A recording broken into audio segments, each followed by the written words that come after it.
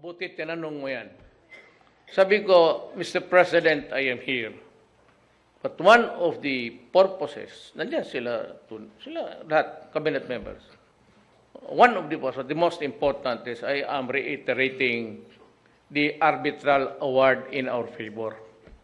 So we have a miscommunication earlier, then we arrived at a consensus, then finally we agreed to talk. That is why I came here for the first time.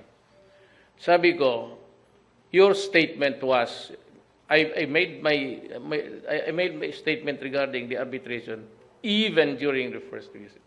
Sabi ko, I am here to reiterate because your answer, your response was, we will do it peacefully. And I said, agreed, of course. Now I am asking you, how do we talk and solve the problem peacefully? Yan ang sinabi ko, nandiyan sila lahat. And the military was present. Puro military man si Secretary and all of them. Sabi niya, you know, our statement was, we will not budge. Ano?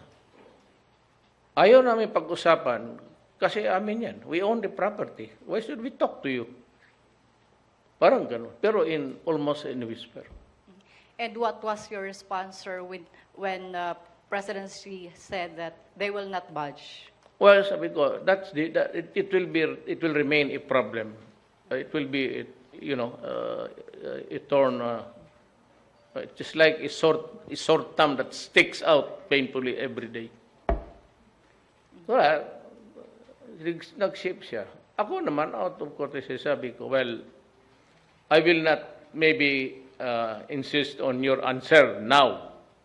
I am not satisfied with your answer, but I will not ask for any other answer.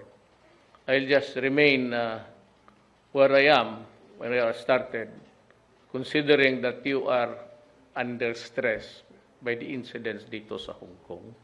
May problema sila eh. So mainit ang ulo niyan. So i-timing mo. The art of diplomacy, yung palaro-laro ka.